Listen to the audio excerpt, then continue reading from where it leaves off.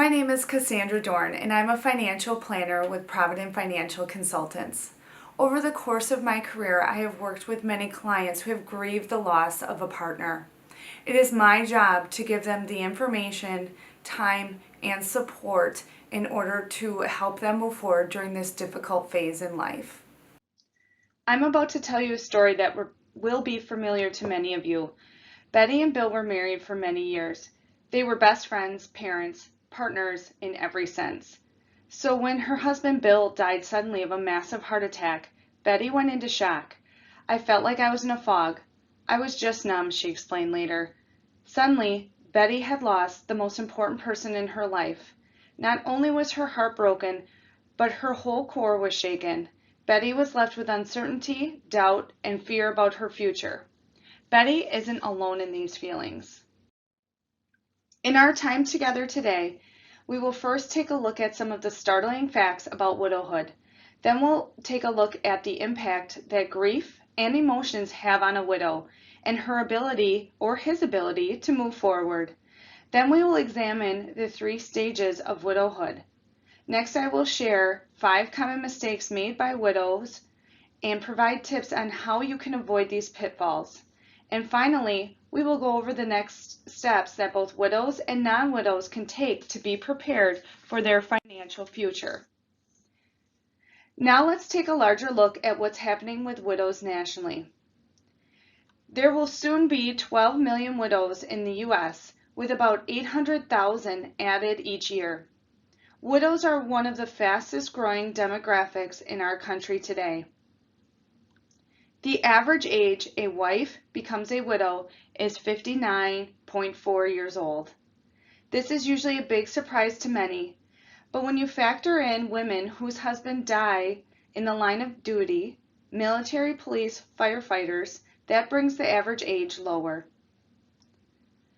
70% of baby boomers' wives will outlive their husbands. 80% of women will be single at death.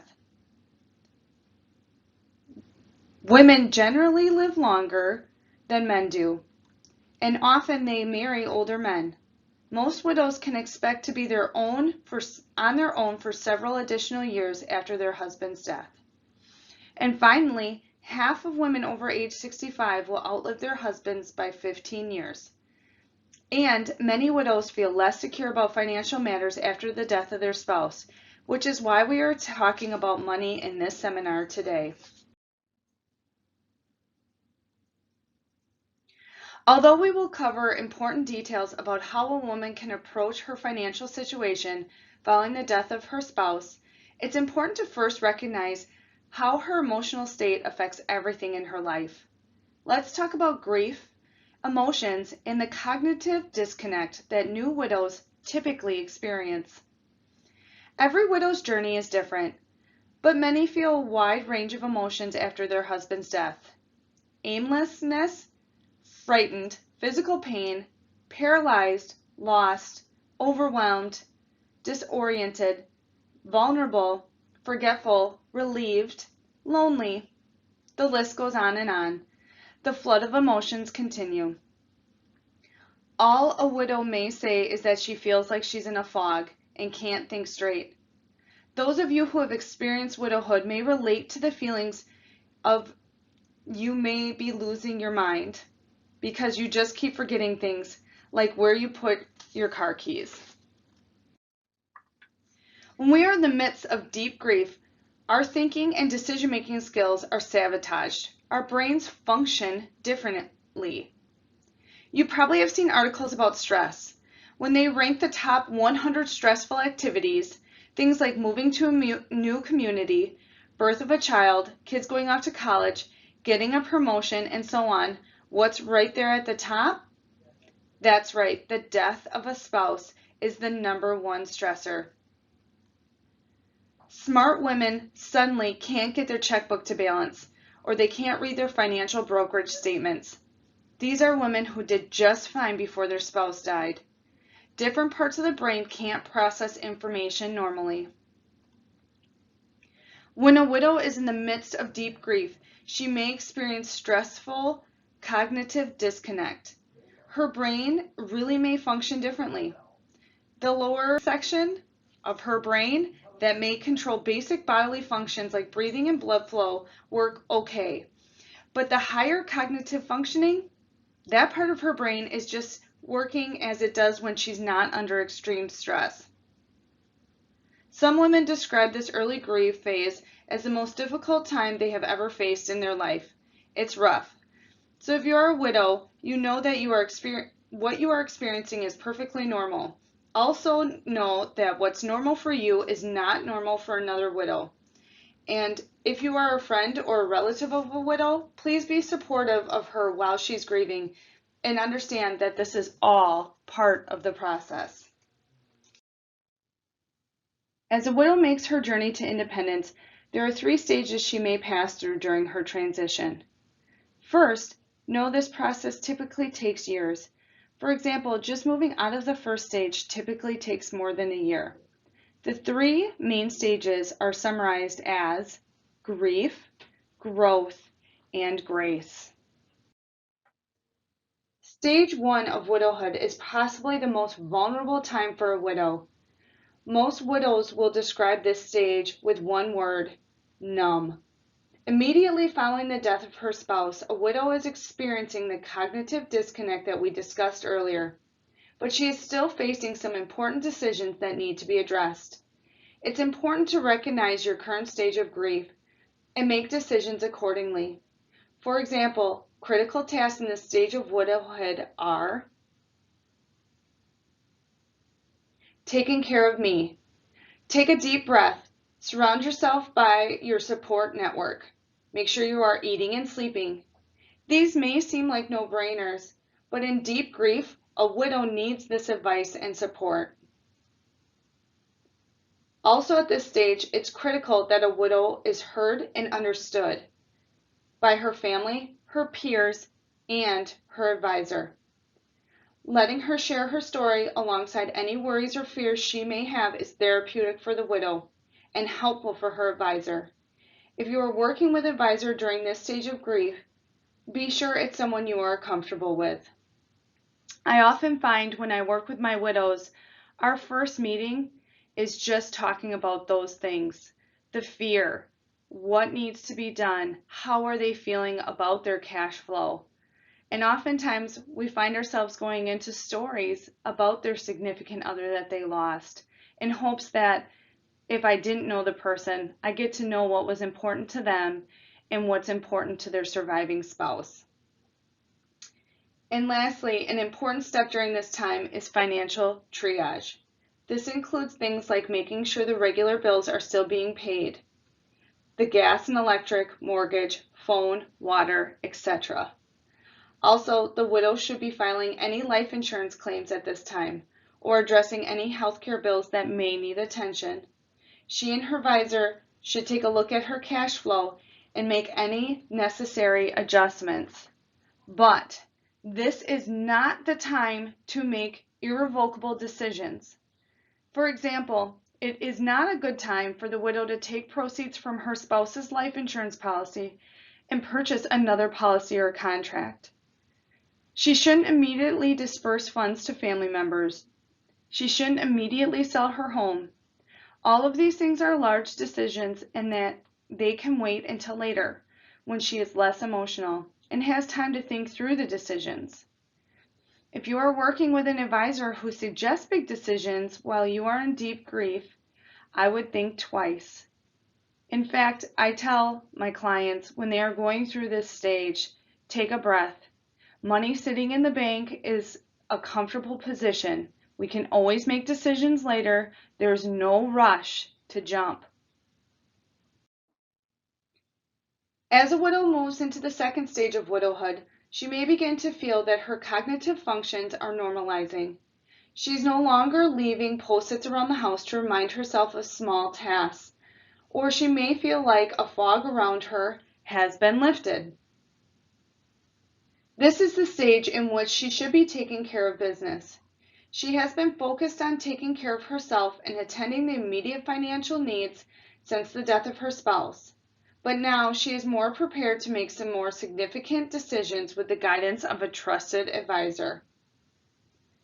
Some of the things a widow should consider now are her financial next steps.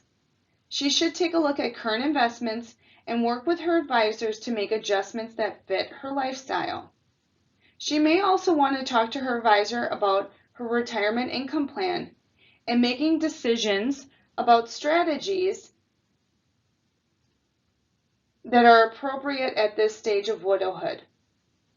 She may be ready for a change from what she and her spouse had decided years ago. After all, she is on her own journey now, and her retirement plan should reflect that.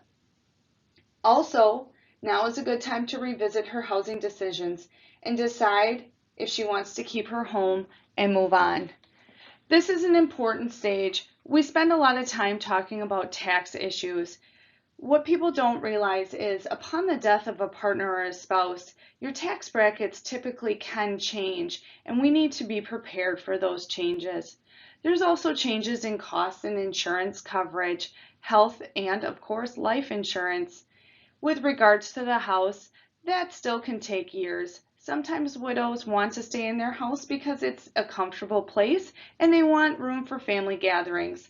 Other times the maintenance can be too much and they want to downsize and spend more time traveling to possibly see friends or family instead of being in their current home.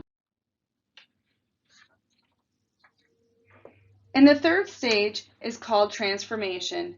This is the stage in which the widow has made her way through the long journey and has realized a new life that is all of her own.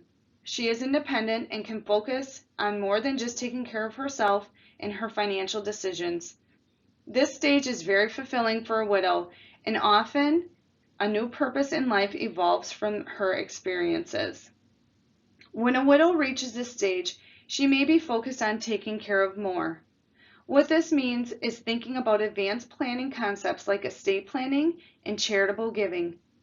At this stage of widowhood, she is prepared to make such important decisions and make special family-related decisions as well. With the flood of emotions and stress that widows are balancing with the day-to-day life, they may be prone to making mistakes, financial or otherwise. Be aware of the 5 most common financial mistakes widows make following the death of their spouse. You can be equipped to handle your own situation more carefully.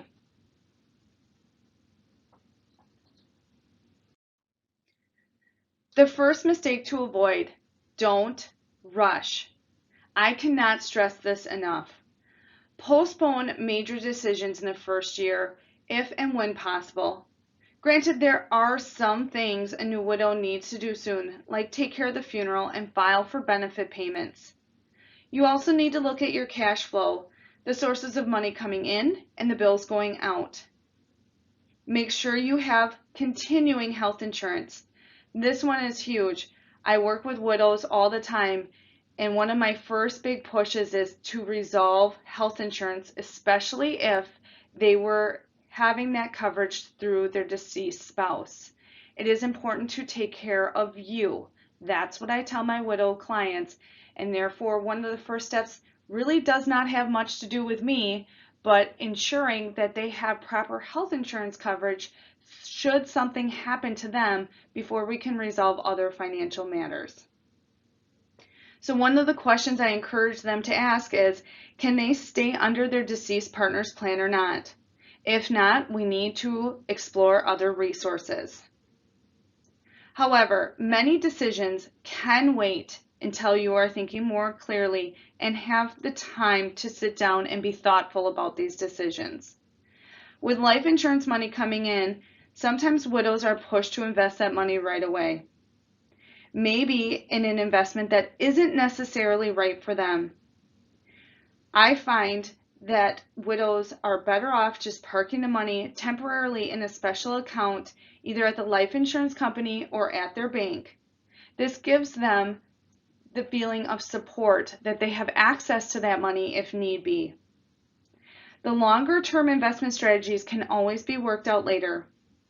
During early grief, it's generally best to wait on major decisions, irrevocable decisions, until later, when your higher executive thinking skills are functioning again.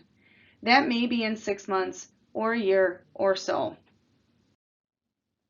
Be aware of predatory financial offers and practices. Widows are often seen as easy prey by unethical professionals. If something doesn't make sense or sounds too good to be true, don't move forward with any permanent changes. Again, my rule of thumb is it can wait. We need to take care of you first. Financial decisions, for the most part, do not need to be done immediately. Take a breath and take things slow. It's important to understand any financial decisions that you make and the reasons behind making these financial decisions during this time. Proceed with caution when it comes to decisions about your home. Cindy, who was twice widowed, couldn't stand being in her house alone. It was just too big for me. Plus, there are too many memories of Henry there, she told me. It was a terrible time for her to put her house on the market, with real estate prices being so low. Plus, she didn't have a plan as to where she would move. That's not unusual for a widow. They may want to run away from all memories of the house. Some women move in with an adult daughter or son, but that too may not be the best decision, especially if it's done quickly. Also, a too soon move can result in a second type of grief, as she misses her community and her support group near her home. I understand that going home to a quiet, empty house is probably one of the hardest things for a widow to do. But again, it's important not to just make an emotional decision regarding the house. I agree with the neighbors being a support system, close family and friends as well. Another house issue that frequently comes up is a widow may want to use life insurance money to pay off the mortgage right away. She might need the insurance money for living expenses or to pay other bills, and once you pay off the mortgage, it becomes an illiquid asset. So even if she does decide to downsize her home later, it's better to do this over time rather than make a rash decision. You may decide to use part of your money to turn what was our house into my house after your husband's passing. Take a personalized approach with your money and financial matters. You need to have an honest evaluation of what you have and what you don't have. Then you create a good roadmap for your future. Do a money flow diagram, which is also known as a cash flow page. Look at the sources of money coming in and what money is going out. Also prepare a net worth statement showing what you owe and what you have. You'll want to update your own estate plans as well after your husband's passing or your partner's passing. You probably have named the deceased partner as the executor of your will or an alternate trustee of your living trust, if you have one. IRA beneficiaries will be needing updating as well. The other thing that you'll need to update is your power of attorneys for healthcare and finance. We typically find that partners name each other. These are all important things that you'll need to consider when you're taking care of you. And you need to get real about what's right for your money situation now. After your partner's passing, don't make decisions mainly based on emotions. Most widows want to feel safe and secure about their money. Typically, women ask me, will I have enough? Can I still travel to visit my adult children? Can I give to my church? What about my grandkids? I want to help with their college costs. Do I need to keep working or go back to work?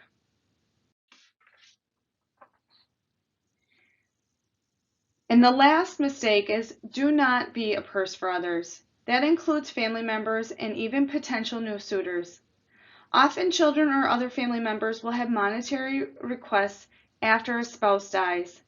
Before giving money away, be certain that you have your own needs now and in the future covered. Again, gifting can wait. Nothing needs to be done immediately. When you are looking at finances and making plans for your future, it is important to remember the ABCs of widowhood. A. Ask questions. Why is that financial recommendation good for me? What are my alternatives? What are the expenses related to this investment? And why are you recommending it for me? B. Buyer beware. If it looks too good to be true, it probably is. When a payout is high as promised, there's probably more risk involved. C. Care for yourself. Spend some of your time and money with inexpensive self-care activities to improve your well-being. You may enjoy spiritual practices, exercise, yoga, meditation, walks in nature, manicures, bubble baths, and watching a beautiful sunset. It's healthy and healing to get together with good friends and enjoy their companionship. If you are still married and not yet widowed, please don't ignore the reality of mortality. Many women might think, if we don't think about it, it won't happen to us. But it will happen. Someday, one of you will pass away. Guaranteed, it will happen. One of the best gifts we can give each other is to talk about your finances while you are both still alive and healthy. Here are some questions you may want to discuss with your spouse rather than avoiding reality. Are our wills and trusts up to date? In fact, you should be reviewing these every couple years as life circumstances do change. Where are our investments and how do I access that information? Are the beneficiaries named correctly on IRA and other retirement accounts? What's in the safety deposit box? What are the passwords and PINs on various accounts? These discussions are so much better done before someone passes away, because then when the surviving spouse is grieving, he or she is less able to handle some of the financial matters. I will tell you from experience, the discussion of where our investments are is an important one to have. Oftentimes, either a year or two has passed and we find other investment accounts hanging out there that the spouse did not know about. And then we have to go into financial gathering mode and going through the grieving process all over again by resubmitting paperwork and death certificates. So it is important to realize where your investments are, so when you are ready to take care of business, you only have to do it once. We have talked a lot about grief and widowhood and how widows' deep grief emotions can have an effect on her financial well-being. I hope through our discussion of the stages of widowhood, avoiding common mistakes, and the next steps, you now feel better prepared for your financial future, whether you are single, married, divorced, or widowed. Thank you for spending the time with me today. I hope you found this webinar insightful should you ever find yourself in the position of grieving the loss of a partner.